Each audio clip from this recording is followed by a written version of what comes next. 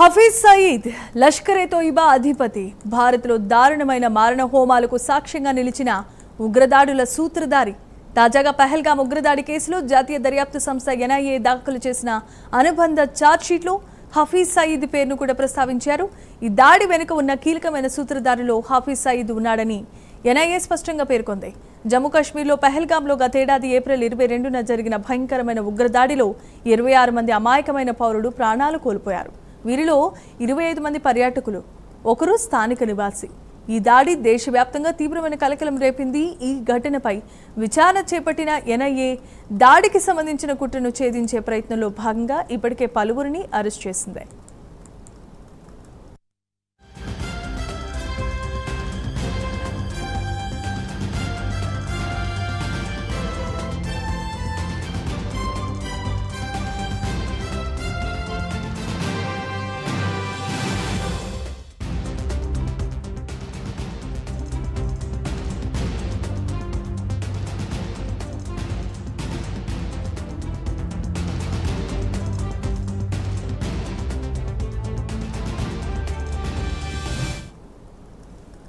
తాజాగా NIA Patiala house కోర్టులో ఒక అనుబంధ ఛార్జ్షీట్ను దాఖలు చేసింది. ఇది ఈ కేసు దర్యాప్తులో ఒక ముఖ్యమైన పరిణామం.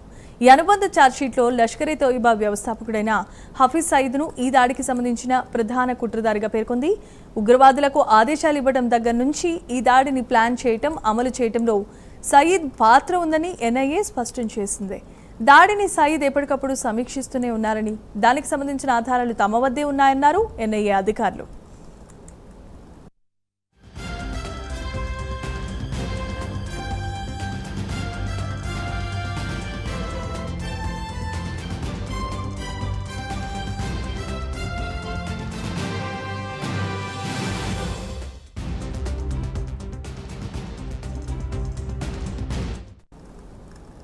గతేడాది డిసెంబర్ 15న ఎన్ఐఏ పహల్గామ్ దాడి కేసులో మొట్టమొదటి ఛార్జ్షీట్ను దాఖలు చేయగా ఆ ఛార్జ్షీట్ 1597 పేజీలుగా ఉంది. అందులో పాకిస్తానీ హ్యాండర్ల సాజిద్ జట్తో పాటు ఆపరేషన్ మహాదేవ్లో భద్రతా బలగాలు హతమార్చిన 3 ఉగ్రవాదులు, అరెస్టైన 2 నిందితుల పేర్లు పేర్కొంది. అంతేకాదు, ఈ దాడిలో లష్కర్-ఏ-తోయిబా, దాని అనుబంధ సంస్థ అయిన ది రెసిస్టెన్స్ ఫ్రంట్ పాత్ర గురించి కూడా మొదటి ఛార్జ్షీట్లో వివరించింది.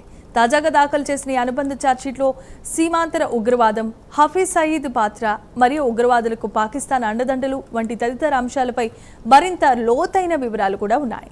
ఈ కేసులో హఫీజ్ సయీద్ పాత్ర, పాకిస్తాన్ ఎలా ఉగ్రవాదులకు మద్దతు ఇస్తోంది, ఇలాంటి ప్రశ్నలకు గల సమాధానాలు పొందుపరిచినట్లుగా చెబుతున్నారు.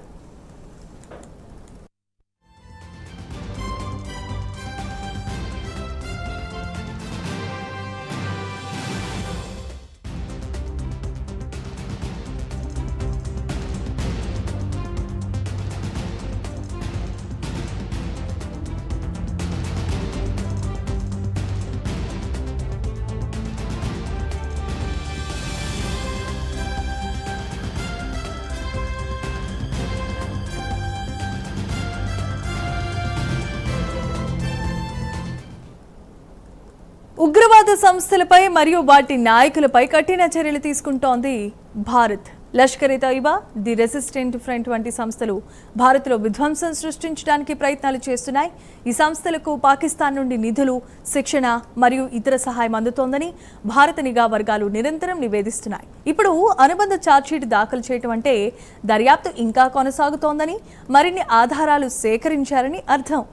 ఎన్ఐఏ ఈ కేసును అత్యంత పగడ్బందీగా దర్యాప్తు చేస్తోందని స్పష్టమవుతోంది. ఈ ఛార్జ్షీట్ ద్వారా హఫీజ్ సయీద్ను అంతర్జాతీయ ఉగ్రవాదిగా మరింత బలంగా నిరూపించే అవకాశం ఉంది.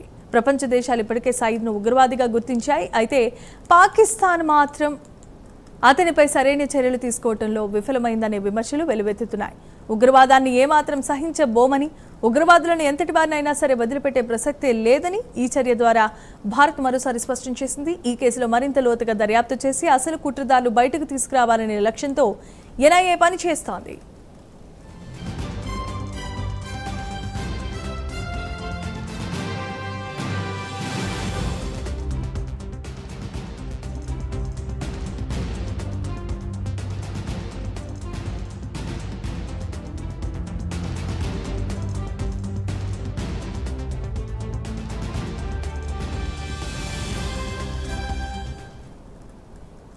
పెహల్గాం ఉగ్రదాడి జరిగిన తర్వాత కశ్మీర్లో భద్రతను మరింత కట్టుదిట్టం చేశారు. పర్యాటకుల భద్రతకు ప్రాధాన్యతనిస్తూ సైన్యం మరియు పోలీసు బలగాలు నిరంతరాయంగా గస్తీ కాస్తున్నాయి. ఉగ్రవాదుల కదలికలను నిలువరించడానికి, వారి నెట్వర్క్లు ఛేదించడానికి ఆపరేషన్స్ కొనసాగుతున్నాయి. ఆపరేషన్ మహాదేవ్ వంటి చర్యల ద్వారా అనేక మంది ఉగ్రవాదులను భద్రతా బలగాలు మట్టుబెట్టాయి.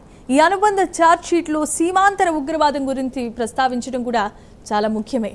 పాకిస్తాన్ ఎప్పటి నుంచో ఈ సీమాంతర ఉగ్రవాదాన్ని ప్రోత్సహిస్తోందని భారత్ ఆరోపణలు చేస్తోంది. ఈ ఛార్జ్షీట్ ఆ ఆరోపణలకు మరింత బలాన్ని చేకూరుస్తోంది. లష్కర్ ఏ తయిబా, ది రెసిస్టెన్స్ ఫ్రంట్ వంటి సంస్థలు యువతను తప్పుదోవ పట్టించి ఉగ్రవాదం వైపు ఆకర్షిస్తున్నాయి.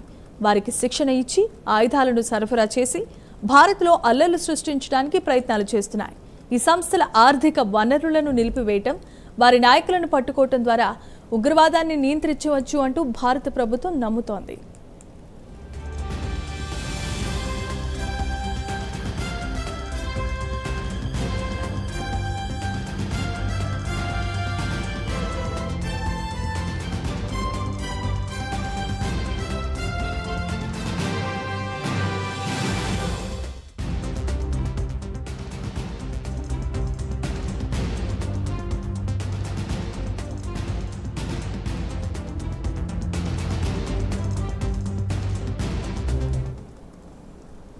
పెహల్గాం దాడి కేసు దర్యాప్తులో ప్రతి దశ కూడా చాలా కీలకమే. ఈ అనుబంధ ఛార్జ్షీట్ ద్వారా హఫీజ్ సయీద్ను మరింత బలంగా ఈ కేసుతో ముడిపెట్టడం ద్వారా అంతర్జాతీయ వేదికలపై పాకిస్తాన్పై ఒత్తిడి పెంచడానికి భారత్కు అవకాశం లభిస్తుంది. పాకిస్తాన్ తన భూభాగం నుండి పనిచేస్తున్న ఉగ్రవాద సంస్థలపై కఠిన చర్యలు తీసుకోవాలని ప్రపంచ దేశాలు డిమాండ్ చేస్తున్నాయి. ఈ ఛార్జ్షీట్ తర్వాత హఫీజ్ సయీద్పై పాకిస్తాన్ ఎలాంటి చర్యలు తీసుకుంటుందో చూడాలి. ఇప్పటికే అతను పాక్ కస్టడీలో ఉన్నప్పటికీ అతని ఉగ్రవాద కార్యకలాపాలు ఆగలేదని ఈ ఛార్జ్షీట్ స్పష్టం చేస్తోంది.